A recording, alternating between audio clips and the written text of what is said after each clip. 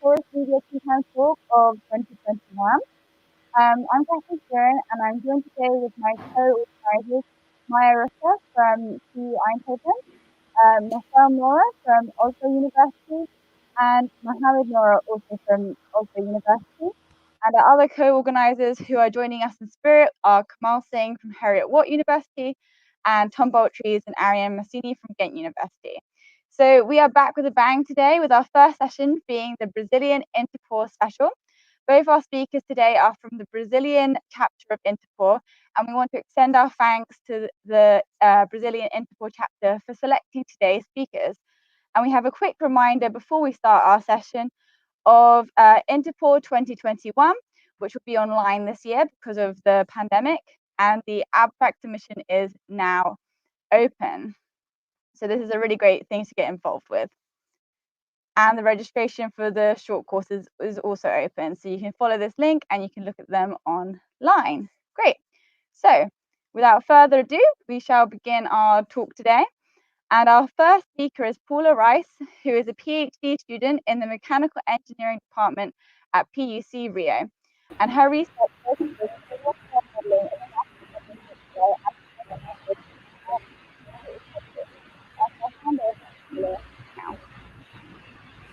Okay, thank you for the introduction, and thank you all for the opportunity to present my work. So today I will talk about the Pore-scale analysis of wettability effects on gas-condensate-flow, which I developed with my advisor, Marcel Carvalho. So what motivated the work were the challenges in production from gas-condensate reservoirs. And what I have in particular is that they undergo transition from single-phase to two-phase flow during depletion, which are explained using this phase diagram of the reservoir mixture and this reservoir wearable scheme.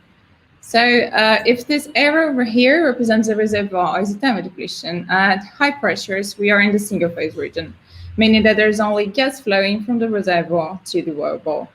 However, at lower pressures, we enter the two-phase region where a condensate dropout takes place. So in the reservoir, far from the well, we still can have the single-phase gas flow, but close to the wellbore, we shift to a two-phase gas condensate flow. And this is an issue because this condensate blocks many of the gas flowing paths and reduces a lot the well productivity in a phenomenon known as condensate blockage. So a possible remediation for this problem would be changing the wettability in this near wellbore region towards a more gas-wet state. This could reduce the liquid accumulation and the blockage of the gas flow. But the problem is that most studies that try to evaluate this method, they perform experiments with either air and water or air and oil as the fluid system, and this is inadequate to represent gas condensate flow. Normally, the phases distributions in the porous medium end up being very different from what they should be, and also the interfacial temperature values are too high. But this is done because it's really complicated to perform experiments with actual gas condensate fluids. The retrograde phenomenon takes place normally at very high pressures and temperatures, and the compositions can be very complex. So as an alternative to experiments, we wanted to develop a pore network model to predict these effects of wettability on condensate flow. So to do this, we had to think about how to effectively represent gas condensate flow in such a model. Because while there are numerous models on multi-phase flow, just a few try to represent this fluid system. And the first thing we had in mind is that the phase saturations and properties, they are a function of composition, pressure, and temperature, and they can change a lot during the flow. Just for a simple example, if you have a system at a certain pressure, temperature, and composition, we can split the phases so we can know the phase saturations. Some properties like viscosities and densities also estimate the interfacial tension. And just for instance, by lowering the pressure, we can significantly change all of those properties at once. So to solve this problem, we use the compositional formulation for our pore network model. Then, once we could quantify the amount of each phase and also know the properties, we had to figure it out how they arrange themselves in the porous medium. And this depends a lot on wettability. For a liquid wet porous medium, it has been observed in micromodel experiments the development of a wetting layer upon condensation. meaning that the liquid spreads completely on the pore walls. And then we start seeing this intermittent opening and closing of gas flowing channels with condensate bridges, which is behind the condensate blockage. So a key phenomenon for us to model would be the snap-off of the non-wetting phase. And is my okay? And the snap-off is strongly dependent on geometry. So for this reason, we decided to represent the porous medium as a network of converging divergent circular capillaries so that we could use this criterion here for the snap-off. And this criterion takes into consideration this channel length, also the radius of the constriction, the big radius of the extremities, and the thickness of the wetting film. And after doing this, we could finally try to understand the wettability effects on condensation flow. And for this, we looked into the literature of condensation flows in microchannels with different wettabilities. And what we observed is that for liquid wet microchannels, what happens is more or less what I just described. The condensed liquid goes to the walls of the microchannels, and we start having an annular flow of the phases while this configuration is stable. However, for the gas wet channel, something completely different happens. We have what is called a dropwise condensation, meaning that the condensate is collected in droplets, and those droplets, they don't spread. And also at low Reynolds numbers, those droplets they don't move. So they grow until they block completely this microchannel, and then they are advected by the gas, developing a slug flow.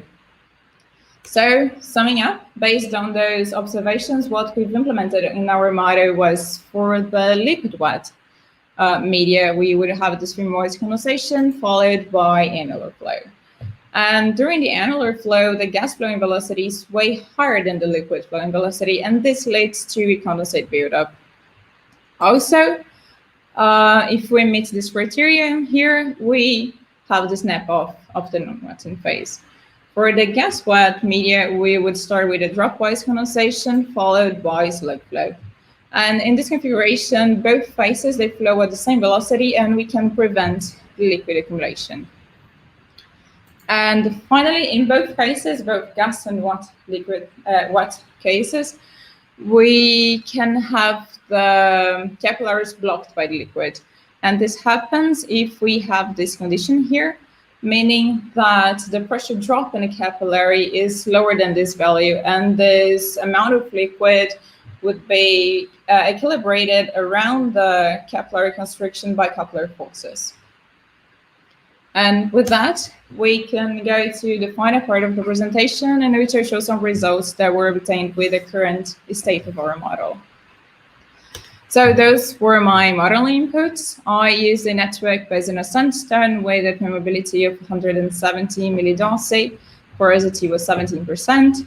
To represent the different wettability states, we used a contact angle of 0 for the original rock wettability, and contact angles from 45 to 135 to represent the rock after the treatment. This is the composition we used, and it gives us this phase diagram here. Our simulations were at 80 degrees, so we were in this dashed line here, and the pressures I used were between these two arrows, meaning that I had pressure from just below the dew point pressure to pressures in which the maximum liquid dropout takes place. And finally, I tested many different gas flowing velocities to see how they would affect the relative permeability curves. So those are the relative permeability curves we obtained. Here we just have some examples at the lowest gas flowing velocity and at the highest gas flowing velocity. And by looking at them, the first thing we notice is that we have very different ranges of liquid saturation. And this happens because of the condensate buildup in the liquid wet media. Those curves here that were obtained with gas wet networks, we can see that the maximum liquid dropout is around 12%, which coincides with the maximum liquid dropout of our original composition. But here we can see that due to the accumulation of heavier hydrocarbon fractions, we can have condensate saturations up to around 30%, which exceeds our maximum liquid dropout. Also, it's noticeable that the positive effect of flow is more pronounced in the gas-wet cases. While those curves here, they do shift a bit upwards, the curves obtained with the gas-wet case, they change completely.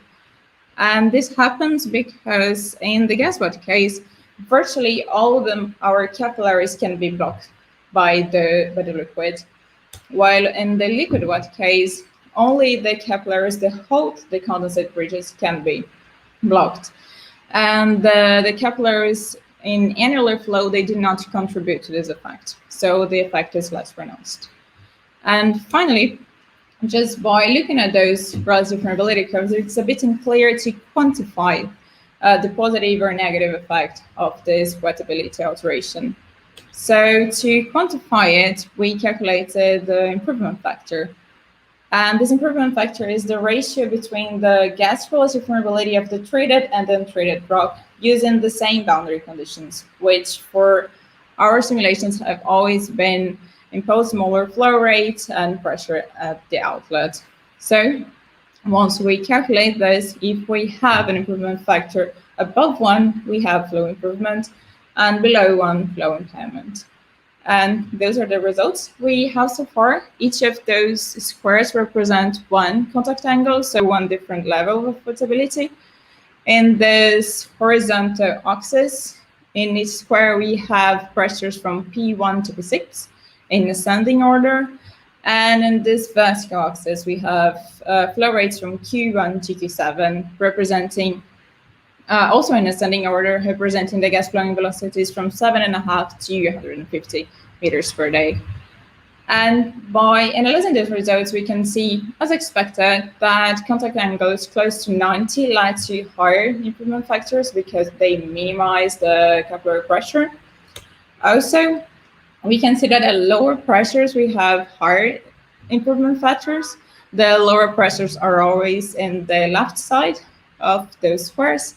And this happens because at lower pressures, we have higher leak saturation and higher interfacial tensions. And those are the most critical conditions for the rock without treatment. So once you treated the rock, the results are better. And finally, just by looking at the gas-wet cases, we can see again this more significant rate effect. You can see that from the bottom to the top, we have a more visible color gradient, while here we don't see it that much. And that in the gas-wet cases, we could have improvement factors below 1, which means flow impairment.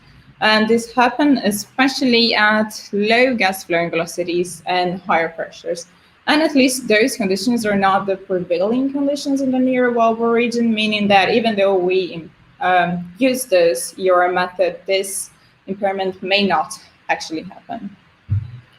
So, concluding, with the current state of our model, we could predict that the positive rate effect increased with a wettability alteration, that this EOR method was more effective at higher interfacial tensions, and that at preferentially gas-wet media, we could have flow impairment. And this is very interesting because even though we still have a very simplified model, we could see those interesting effects that have been observed experimentally. For future work, I think we have to implement now poles with polygonal cross-sections in our model. Also try to figure it out more how to implement a more gradual flow pattern transition from liquid-wet to gas-wet media, and try to include fluid properties on the snap-off criterion. Here we have some references of the works our group recently published in this area. And with that, I conclude my presentation, and I'd be happy to answer any questions you may have. Thank you very much for the very nice presentation. It's now open for questions. You can type them into the YouTube channel. Yeah, I think it's indicated. Yeah, just type in and then we'll read out the questions. And I have a quick one while people are typing. Okay. Can I? So Paula, this the improvement factor is dependent on the phase permeability, right? Could you just mention how you're calculating this phase permeability? How the pressure is there some pressure averaging procedure that you use to calculate this phase permeability? Yeah, we have the pressure drop and the network and the flow rate, and we know the absolute permeability. So we use this data and calculate the relative permeability for the gas. I don't know if that was the question. Right. Okay, so we have already one question in the chat. Nice talk. Kwama Owusu Edoze wants to know if you are to factor in effects of hysteresis, would there be significant changes to your results? Well, I assume by hysteresis he meant contact angle hysteresis. And if that's the case, I think that, yeah, they would affect our results. I mean, since this was our first model, I tried to make it as simple as possible. And there are many things we can do regarding the contact angles. Maybe instead of using just one value, use like a distribution of values, and also implementing the contact angle hysteresis. I think that it would definitely change the results. Thanks. And there's one more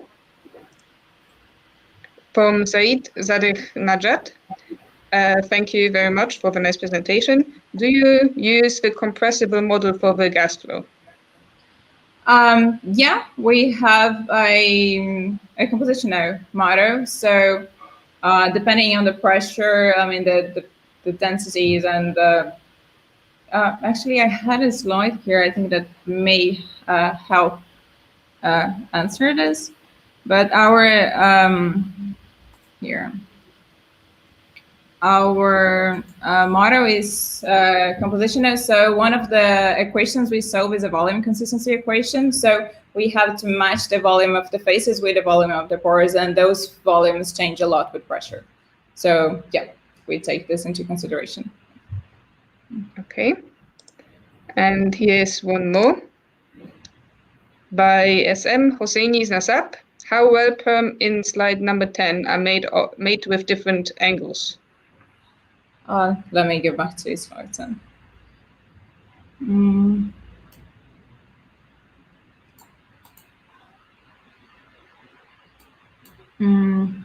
Yeah, so yeah, those, I think he meant like those angles here. And we just run the simulation many times. And for instance, like this pink curve was obtained by using the contact angle of 75 in the whole network. And then we run the simulations all over again with 60 and 45 and 0. Each of those curves are obtained using the same contact angle in the whole network. And then we run the simulations many, many times. Have you considered also looking into mixed wet systems? Yes, yes. I think that it is also would change a lot of our results. One thing I wanted to do, maybe it's a bit complicated, but is to first simulate the injection of these chemicals that change the wettability. So maybe they overpass some parts of our network. So we would have just like guess what pores in this path of this chemical, and then liquid wet pores in the parts that it didn't go. So yeah, that would be very interesting. I just didn't do it yet. May I also ask how long, what is the time scale of the alteration process? Yeah, that depends a lot on, for instance, in this case, we simulated a composition with 7 components. So yeah, that makes it a bit slow. And it depends on the size of the network. This one was not very big. And also one thing that makes the simulation time change a lot is the thermodynamic condition. When we are just below the dew point pressure, sometimes it takes a long time to reach the steady state conditions. And at pressures that are like further down, like not too far, not too close to the dew point pressure, we reach the steady state faster. I mean, it depends on, there are too many variables, it depends a lot. Okay, I see. There is one more question here by the audience, by Ahmad H. Zadajan. How did you model phase change in the PNM? Yeah, I think it's again that slide here. Maybe I should have included it. So our composition formulation was based on the work by Collins in '92, and in this formulation, we have our main system of equations with a transport equation, which we use here, the molar balance equation, and the volume consistency equation. And in this formulation, the phase equilibrium calculations, they are decoupled from this main system. So we solved this system of nonlinear equations with the Newton-Raphson method. And at each Newton iteration, we perform the phase equilibrium calculations. So this is how we have the phase change in the model. Okay, great. Well, these are all the questions which were in the chat right now. So I would like to thank you very much for the great presentation. And with that, I would like to move to the next speaker, which is Michael Maedo from Sao Paulo State University in Brazil. And he's going to present on modeling heat and fluid mass transfer through induced fractures in deformable porous media. So with this, I would like to give a stage to Michael. So thank you all for being here today.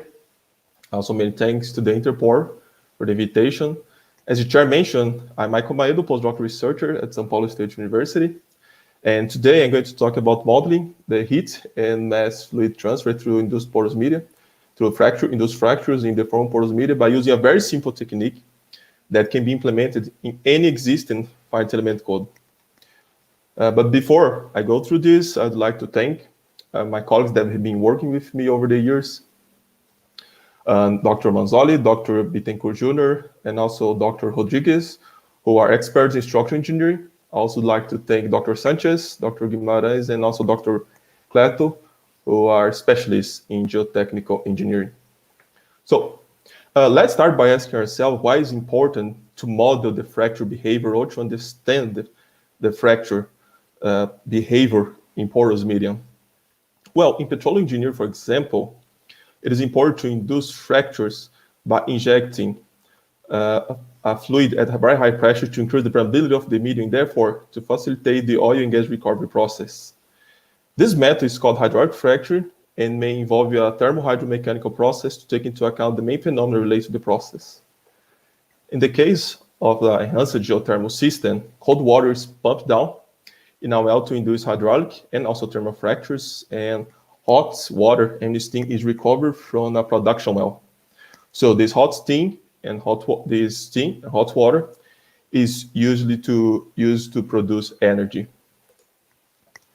Well, but generally, finite element programs are able to model heat and fluid mass transfer only in continuous porous materials. We're not capable of capturing its continuous caused by the fractures.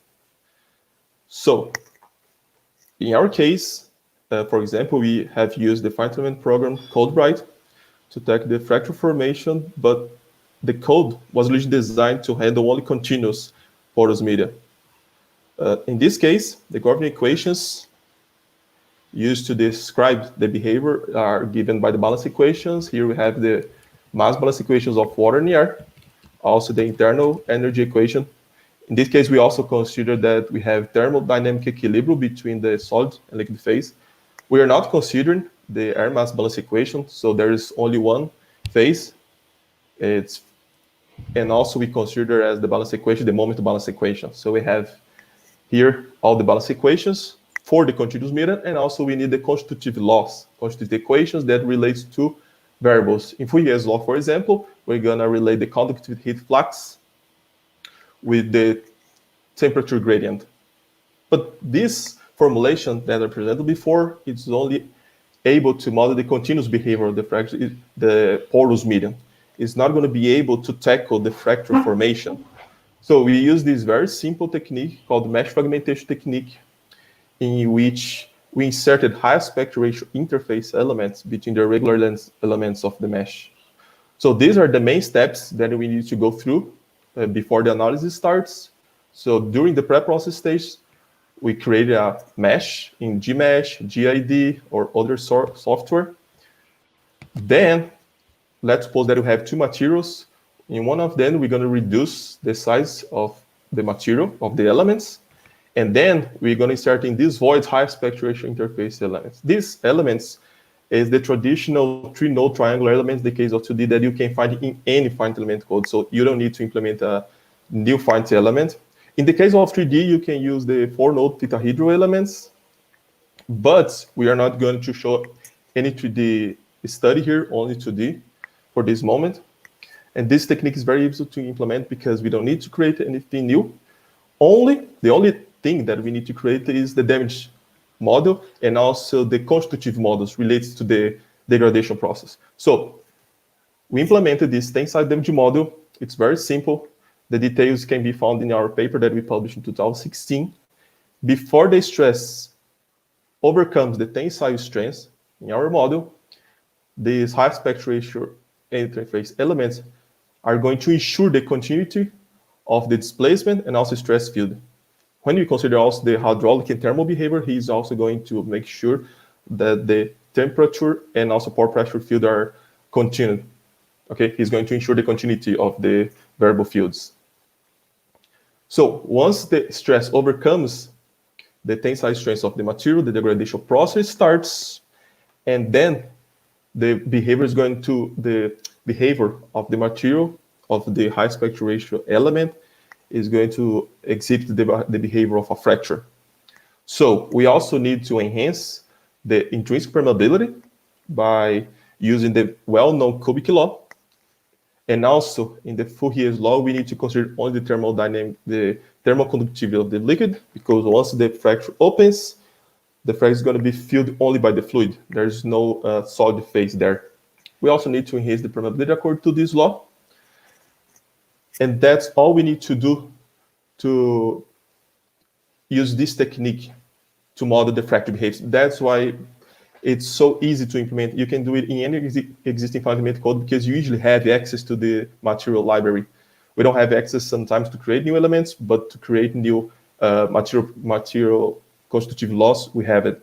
And to validate our case, first, to validate the hydromechanical behavior of fractures, we use the KGD model. We consider deformable, the plane strain deformable porous medium. This case was proposed by Garrier and Granet. It has also analytical solution. In their work, they consider zero thickness interface elements. In our case, we are using high aspect ratio interface elements that are inserted in this line here only. We also consider a far field stress at the top and at the bottom. And then we're going to inject a fluid at very high pressure to induce the hydraulic fraction that's going to develop in the central part here. These are material properties of our case. And then we compare our results in terms of fracture aperture, least displacement, also fracture length and injection pressure with the ones obtained by Carrier and Granet and also with the analytical solution. We consider K here is the intrinsic permeability, and it's possible to observe that this technique that we are proposing it was able to capture the main trends associated with the hydraulic fracturing phenomenon when we compare results with the analytical solution and also the Carrier and Granet work. And also, so this case is only considered the hydromechanical behavior, but we also know if this technique is also able to tackle the thermal behavior of the fracture. So we consider this laboratory experiment conducted by Dr. Cha in 2016, in which you have a transparent acrylic sample, and you have a hole in the middle. He put two steel tubes. In one of these steel tubes, he's going to pump down liquid nitrogen at very low temperature, close to 200 degrees. And in the other tube, he's going to pump it up, this liquid, because he wants to keep the flow rate constant. He doesn't want to induce any kind of hydraulic fracturing. He wants to analyze only the fractures induced by the thermal shock. And then we created an axisymmetric model with this mesh. We also insert high aspect ratio interface elements between all of them. And then we compare the evolution of the fracture pattern that we obtain with our model with the ones reported by Dr. Cha. And we also here is the evolution of the temperature in our model. It's possible also to observe that the fracture pattern is our model is capable of capturing the main trends associated with the crack pattern observed in the experimental results. This is the last case, a thermohydromechanical analysis. Is a very simple case. We're still under investigation. We are trying to analyze, to understand better. The behavior is a 10 by 10 meter porous medium. The initial temperature is 70 degrees Celsius, and the pore pressure was initially set to 10 megapascal. We also have a 20 megapascal applied at the top and 25 megapascal applied at the right face. So we want to induce anisotropic stress state, and then we inject water at 0.01 kilograms per second at a temperature of 20 degrees Celsius. So the fluid here is, the temperature of the fluid is much lower than the temperature of the initial reservoir. This is the fracture pattern that developed due to this analysis. So first, we conduct this numerical analysis in 2 stages. In the first stage, we induce the hydraulic fracturing by injecting a fluid here, and then it's going to develop only in the horizontal direction due to the stress state. The horizontal stresses are much higher than the vertical stresses. And then in a second stage, we're going to consider 2 points here and here, in which we are going to extract the fluid. Why we are going to do this? Just to keep the flow rate constant, as well to induce the thermal cracks. The thermal cracks is going to occur mainly because of the shrinkage behavior of the medium when it has contact with the fluid at lower temperature. And this is the pressure and temperature field evolution throughout 10 hours of injection. As you can see, there is also the secondary cracks emerging from the main hydraulic fracture. So as a conclusion, I would like to mention that this technique that is very simple to implement in any finite element code is able to study the thermohydromechanical behavior of fractures in porous media. We are still not considering phase changes. And also, we don't need to implement, with this technique, you don't need to create new kind of elements in your code. You also only need to implement new constitutive laws. So that's why it's so attractive. And the fracture is going to develop only due to the stress state of the body. And also here are some references, some publications that we have been working on in the last couple of years that we have published. And these are contact information if you guys have any questions after also the Interpore. And that's it. Thank you, guys. Thank you, Michael. So we move on now to the second round of questions. So if anyone has a question, please type it in on the comments. And also if the studio has questions, please feel free to ask. I have a quick one in the meantime. So you mentioned the comparison with the analytical model. Could you just elaborate a little bit on that? Is it a linear mechanical fracturing model, or you go to the non-linear one? The analytical one, I mean. The analytical one is non-linear, the behavior of the fracture, but there's several simplifications in this model. One of them is, can I go back just to explain something really quick? Sure. So one of the things that when we compare with the analytical one is that the injection pressure that we obtain with a model is higher usually than the analytical one. Why is that? It's because of the backstress effect.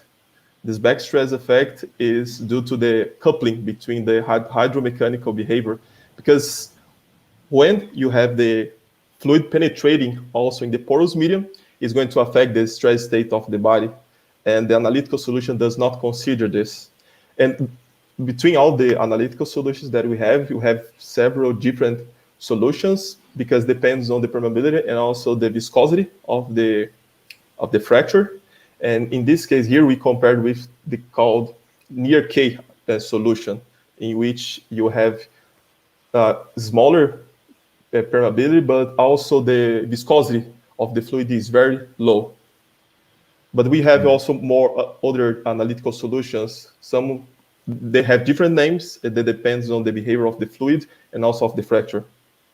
Because if the viscosity of the fluid is high, you also need to take this into consideration of the fracture aperture.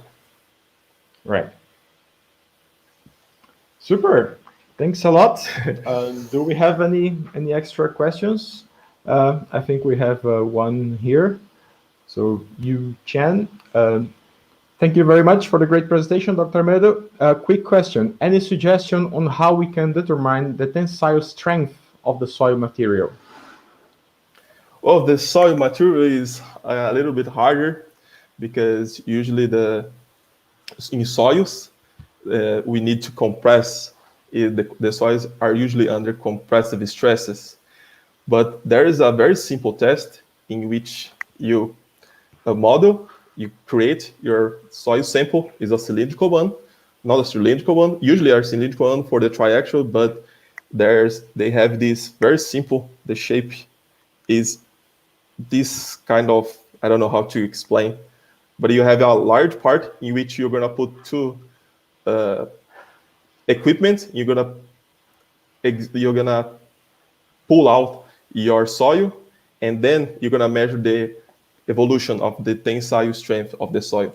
But in this case of the soil, the tensile strengths are very small compared to the rocks, of course, because here we are conducting numerical models with numerical experiments with rocks, so the tensile strengths are much larger, and in soil, usually the tensile strength is much lower.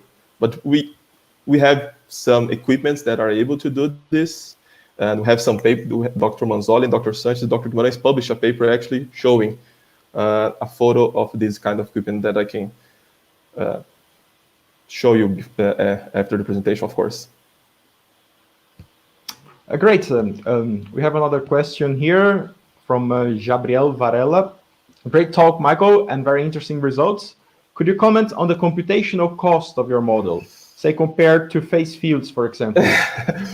Yeah, so there's the only problem with our model, I'm not gonna say that's a problem, but it's a fact, it's that we increase the degrees of freedom because, well, as you can see here in this figure, when you insert the high aspect ratio interface elements between the regular elements of the mesh, of course, you're going to increase the degrees of freedom in your case here. So that's one of the drawbacks that we still are trying to figure out how to overcome, especially for 3D cases. Because in 3D cases, of course, it's a thermohydromechanical, you're gonna have 6 degrees of freedom, 6 extra degrees of freedom per node. So this is one of the drawbacks. As advantage, I would say that all the implementations are pretty straightforward, in my opinion. You have usually access, like I said, to the material library, but in terms of computational cost, it's true that sometimes if you don't have any kind of, sometimes you also can implement some new techniques.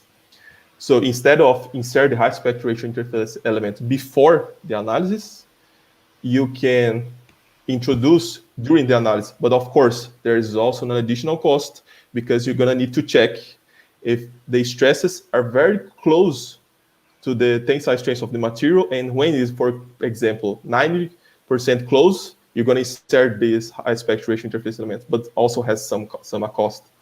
So it's great. You're going to have time to study this kind of behavior. It's pretty easy to implement, but is a drawback that it still needs to overcome because it's true that we increase the degrees of freedom in the final element mesh. Super. Thanks, Michael. I think that closes our questions and that closes this session. So I would like to thank you once again. And thank you guys. I would like to, yes, thank you both to you and Paula. And together with the rest of the team, I would like to express my gratitude to the Brazilian Interpore chapter who has helped us in this journey here to start this section of Interpore chapter special. So thank you very much. It's very, very nice that you helped us organize along the way. Of course, being Brazilian myself, I'm extra happy with the results, so I have to say it. And I would like to take the chance to announce our next session, which is coming. Let's see if I managed to put it on the screen. There it is. Okay, so it's on the 9th of February, so 2 weeks from now at 10:30 Central European Time.